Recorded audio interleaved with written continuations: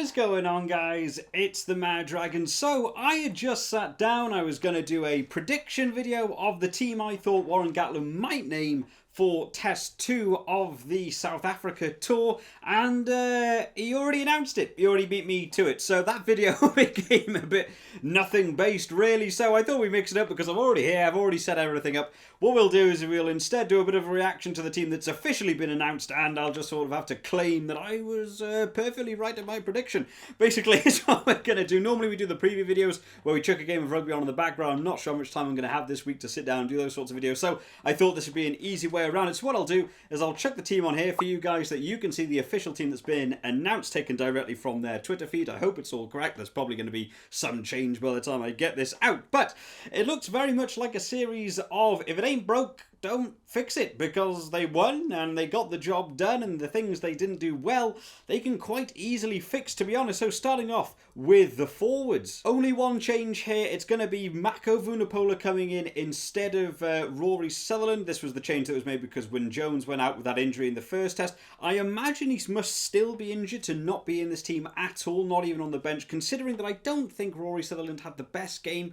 I fully agree with this. This was going to be one of my main changes in my prediction video, was going to be Mako Vunipola starting with Rory Sutherland on the bench. I thought he had great impact from the bench last week, and Mako Vunipola really held up in the scrums quite well, so I think that was a good move. Luke Cowan-Dickie and Tyke Furlong joining him alongside, so this was again the team that we saw last time. I would have maybe liked to have seen Cowan-Dickie starting from the bench. I do believe he's probably the best hooker on this tour, but I personally would have started him on the bench. We saw the impact he had in that second half. You know, getting that try straight off, the first 5 minutes of that second half, why not just start him from the bench and come on with clean legs? But not going to do that one. Tyke Furlong, awesome. Yep, of course he was going to stay in there. Moving towards the locks, Maro Itoje and Alun Jones staying in. They played the full 80 in the first game, and I wouldn't be surprised if we see it again this way round. The line-out jumping was a little bit odd. They definitely tried some different manoeuvres rather than just using Alun Jones and Itoje as their standard go-to jumpers. But it worked well enough. The mauling was quite good from them, so I don't think they'll be too upset. So it's a good pairing, works well for them. And then the back three staying exactly the same as well. Courtney Laws, Tom Curry, and Jack Conan. Courtney Laws was sort of my man of the match. Although Itoje got it, I think Courtney Laws played a really good game. Tom Curry, surprised to see Tom Curry in here. My prediction was going to be they might actually swap Anthony Watson in there and then Tom Curry on the bench. Had a couple of mistakes. Tom Curry probably wouldn't have been too happy with his game in general. Probably one of the names in there that sort of got dinged a few times. Pointless penalties, pointless things happening with him. So hopefully he can fix them, get into this game properly, as we know Tom Curry can do normally. And finally Jack Conan there. Great game again. Number 8 walking his way through, having a really good game. Playing that crash ball like we sort of expected him to, filling in that centre channel when he needed him to, just to be that crash ball receiver. But back of scrums, back of Moore's working well, so I don't think it's a bad pick there. On to the halfback partnership, and one change here. Conor Murray coming in instead of Ali Price, going to be lining up beside Dan Biggar. So Dan Biggar's injury obviously not being too much of impactful because he went off with that HIA and didn't come back onto the field.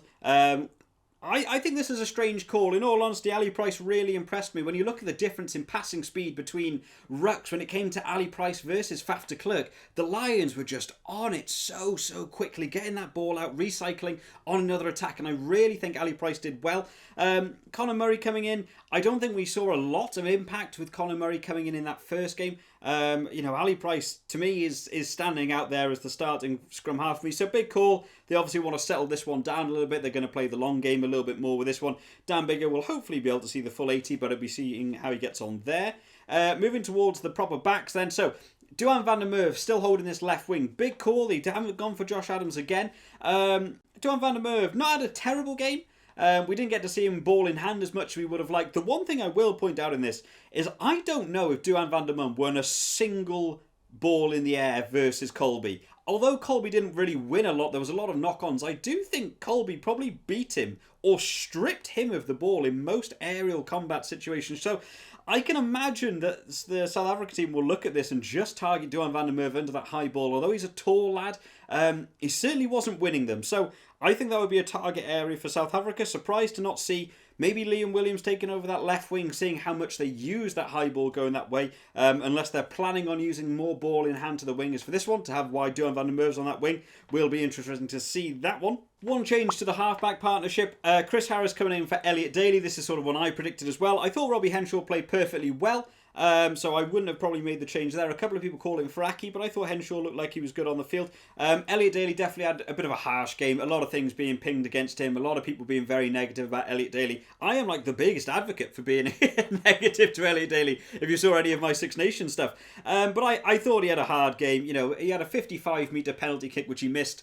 Most people do. You know, that was a 20% chance that was going over. I don't think you can be too harsh on him from that. The penalty gave against him for the knee touching the ground thing, again, you know, most referees wouldn't give that, but at least he was consistent at giving that against the South African team. So I don't think too terrible, but that's why Chris Harris will come in just to steady down that centre partnership a little bit. I actually think it worked quite well for them last week with Dan Biggar having that HIA. I really disagreed with Daly coming off and Farrell going on and Henshaw moving to 13. I think it was all silly, and I wouldn't be surprised this week if the idea is to pretty much just do exactly what they did last week and have Farrell come on for Dan Biggar, and then the Elliot Daly combo will remain, or maybe they'll just have Owen Farrell and Elliot Daly coming on together at the same time in that halfback, in the centre partnership, to work together. I wouldn't be surprised if we sort of see a similar route to what we had in the first game. And finally, Anthony Watson and Stuart Hogg filling out, so no changes there either. Stuart Hogg having a good game at fullback. Not really any complaints there. And Anthony Watson looked good with the ball in hand. We just want to see it more. We want to see them get to the backs more. And finally, the subs. Ken Owens, Rory Sutherland, Kyle Sinclair. So, of course, the only change there, really, Rory Sutherland is going to be moved to the bench. I don't think that's a bad move. Kyle Sinclair and Ken Owens did perfectly well. Coming on for the bench, settle down the line out a little bit, settle down the scrum, so perfectly fine there. Tyburn, it's just a shame we don't get to see him more, but Courtney Lawes, you know, doing well. Can't really argue with that. And the super sub that Tyburn is just a little bit too good, can play any area, so that's where he's probably going to be on the bench. One change here, Faletau on instead of Watson. Bit of a bizarre call to me. I haven't seen anything from Faletau this tournament to sort of warrant him being in there. I even think I'd prefer to see Sam Simmons over Faletau, in all honesty. And Watson didn't do anything wrong. I'm surprised if they went down this change-up. I'm surprised they didn't have Watson on for Tom Curry and then have Faletau instead of Curry. But even then, I still would have preferred Curry on the bench to Faletau. So big call there. Not sure about that one. Ali Price on the bench, of course, instead of Conor Murray this time. Like I've already said, you know, I think he deserves to be in that starting team. Think a bit harsh for him. Sure, he'll have good impact from the bench when he comes on. Owen Farrell again on the bench. So, you know, as he is, can play centre, can play fly half. That's why he'll be there. Cover the two areas which came into use in the last game. He came on at centre. 2 minutes later, had to move to fly half. So, you know, it's got the versatility. And finally, Elliot Daly in that final shirt instead of Liam Williams. So, one thing here, not a lot of coverage in terms of wingers. Absolutely, Elliot Daly would probably be happy to go on the wing if he needed to. You know, not sure about if you would want to too much. I would like to see him more in that outside centre channel. Anthony Watson can cover the fullback if you need him to, as well as the wing. So not too many danger areas there. I think this is going to be pretty much the same game as we saw last time, unless South Africa are going to offer something brand new. Just do the same again and finish the same thing. The only real issues for me in that first game were the penalties given away were just far too many. And just silly mistakes made by the Lions, giving the opportunity to South Africa. They got lucky with a couple of the TMO decisions not going the way of South Africa, which they could have done, as we've seen worse in the games of rugby. And Anthony and Hamish Watson, not getting penalised further with his sort of tip tackle. We've seen yellow cards given for very similar things. So I think they got a little bit lucky with some of the decisions made towards them. But if they can cut out those mistakes, there's no reason this team can't win again. So all perfectly good for me. And the changes made, I think I would have agreed with. I think I would have put Chris Harris on instead of Elliot Daly. I would have had Mako Vunipola starting instead of Sutherland if Wyn Jones wasn't available. I maybe would have seen Watson ahead of Curry. But bar that would have been my only changes. The only one I personally disagree with, the Ali Price, Conor Murray. I don't think that needs to be changed. That worked very well all game. Ali Price, Dan Biggar, no need to change that. But that's going to be my opinions on this one, guys. What do you think? Make sure you drop it down in the comments. I will, of course, be doing, I guess, a similar one of these things for the South African team. That might already be out. I don't know. I was expecting these teams to be announced tomorrow. They're already out, so who knows what's going to happen. I don't know if I'll do one of the preview videos I normally do where we play Rugby 20 in the background. It's all been a bit muddled. I'm not sure how much time I'm going to have this week. But if you have enjoyed this sort of style video for just a bit of a reaction to the team, make sure you drop this video a like and subscribe to the channel just to keep up to date with all the latest videos as they come out. I hope you've all enjoyed today, guys. I will see you next time. Bye-bye.